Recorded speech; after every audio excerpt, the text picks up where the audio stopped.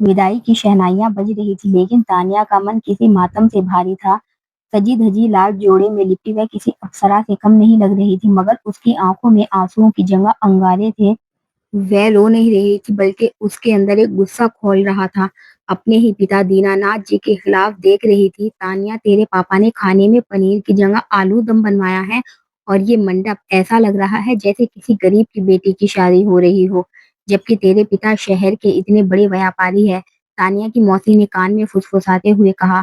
तानिया ने मुट्ठी भींच ली। उसे याद आया कि कैसे उसने एक डिजाइनर लहंगे की जिद की थी, जिसकी कीमत 2 लाख थी। लेकिन दीनानाथ जी ने साफ मना कर दिया था और 25,000 की एक बनारसी साड़ी लाकर थमा दी थी। बेटा, कपड़े पुराने हो जाते हैं, पर पैसे की कद्र कभी पुरानी नहीं होती।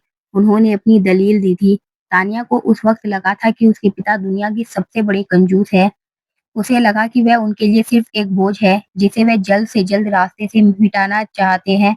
गाड़ी में बैठते वक्त जब दीनानाथ जी ने उसके सिर पर हाथ रखा, तो तानिया ने झटके से मुंह फेर लिया। उसने अपने पिता की नम आंखों को अनदेखा कर दिया। उसे सिर्फ अपनी अधूरी ख्वाहिशें और सहेलियों के ताने याद थे। विदाई के वक्त सब रोए, लेकिन तानिया की आंखों में एक आंसू नहीं गिरा। उसने कसम खाई थी कि इस कंजूस पिता के घर वह दोबारा कभी मदद मांगने नहीं आएगी। ससुराल पहुंचकर तानिया की दुनिया बदल गई। उसके पति रजत एक बड़े कारपोरेट ऑफिस में काम करते थे और ससुराल वाले भी रईस थे। शुरुआत के 2 साल सपनों की तरह बीते। रजत उसे महंगे तोहफे देता, देश विदेश घुमाता। तानिया को लगा कि उसने अपने पिता के घर में जो अभाव देखा था, वह अब खत्म हो चुका है। वह अक्सर अपनी माँ से फोन पर बात करती, लेकिन पिता से बात करने से कतराती। अगर कभी दीनानाथ जी फोन मांगते तो वह बहाना बनाकर काट देती, लेकिन वक्त का पहिया हमेशा एक जैसा नहीं रहता। शादी के तीसरे साल रजत को कंपनी में बड़ा घोटाला हुआ और उसे नौकरी से निकाल दिया गया। इतना ही नहीं, रजत ने शेयर बाजार में भी भारी निवेश किया था, जो डूब गया। रातों रात उसकी रईसी कर्ज में बदल गई। बैंक वाले घर पर दस्तक देने लगे। रजत, जो कल तक प्यार लुटाता था, अब चिड़चिड़ा हो गया था। शराब पीकर घर आना और तानिया पर चिल्लाना उसकी आदत बन गई। ससुराल वालों ने भी हाथ खड़े कर दिए। बहू, तुम्हारे पिता तो इतने बड़े व्यापारी हैं, उनसे कहो ना कि दामाद की मदद करे। आखिर इकलौती बेटी हो तुम। सासू माँ ने एक दिन ताना मारा। तानिया का स्वाभिमान आड़े आ गया। जिस पिता को उसने अपनी शादी के दिन ठुकरा दिया था, अब उनसे पैसे कैसे मांगे। उसे यकीन था कि वह अगर गई भी तो दीनानाथ जी उसे खाली हाथ लौटा देंगे और ऊपर से भाषण देंगे।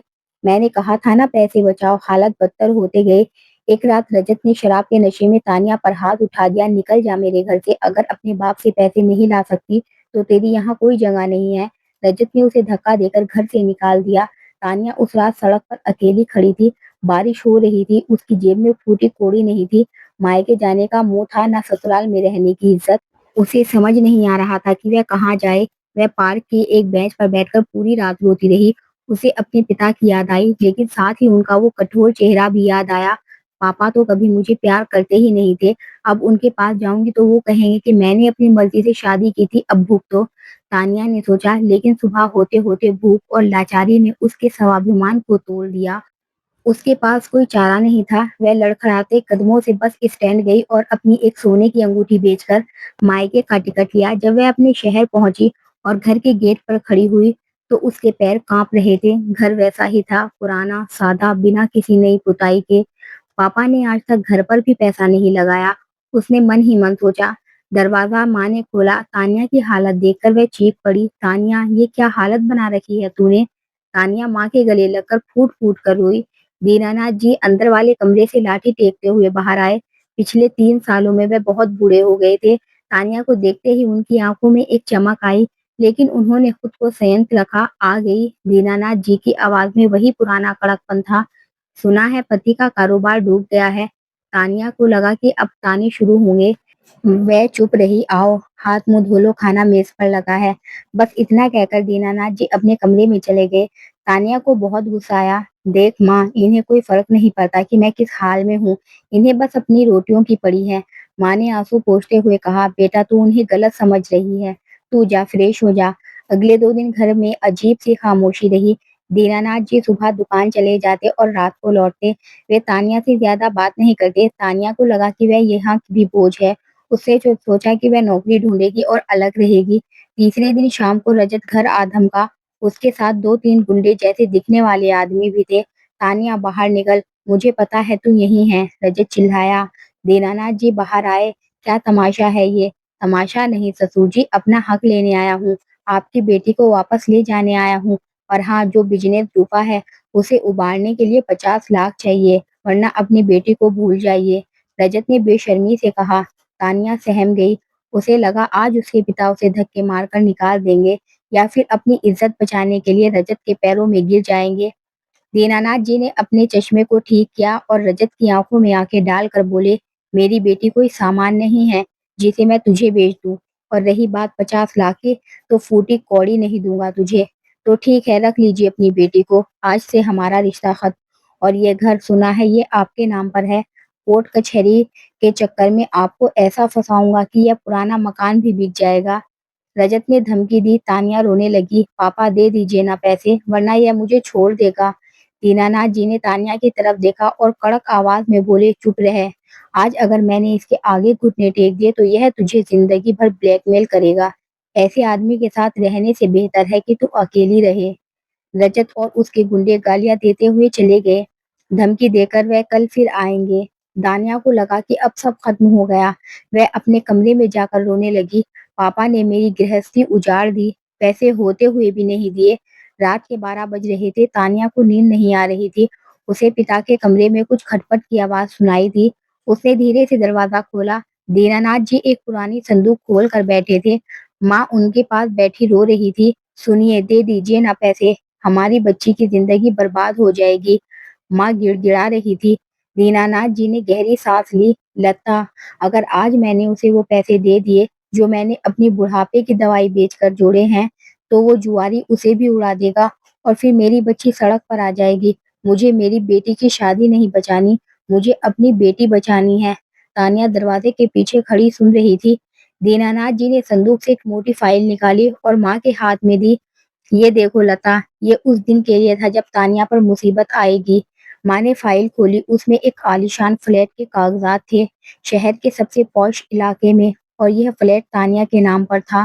कागजात की तारीख उसी साल की थी जिस साल तानिया की शादी हुई थी।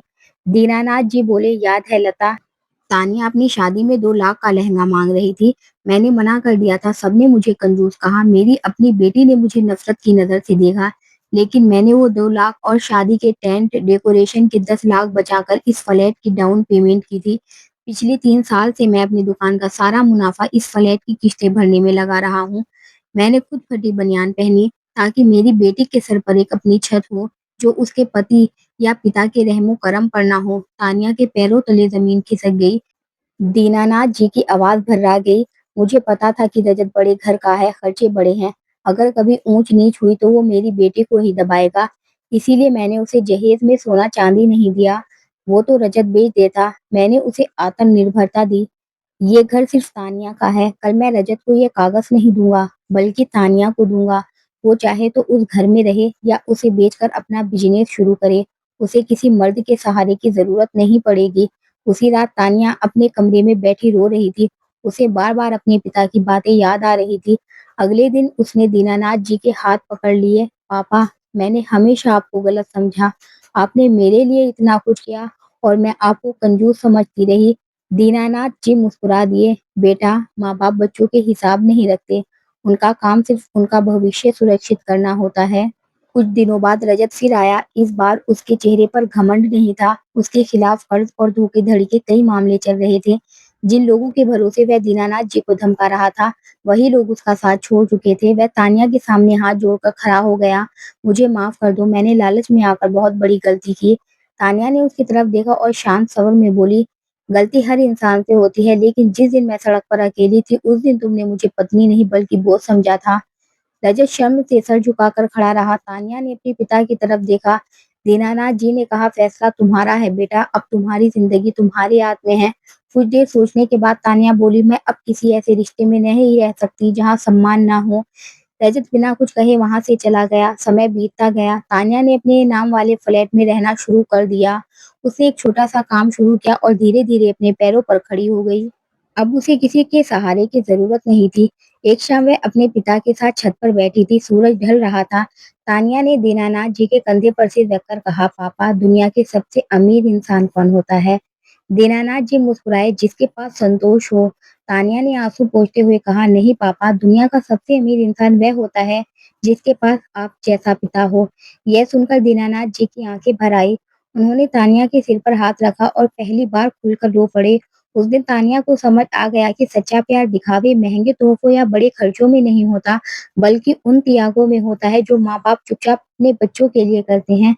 अगर आपको कहानी पसंद आई है तो वीडियो को लाइक करें, चैनल को सब्सक्राइब करें और मिलते हैं एक नई कहानी के साथ।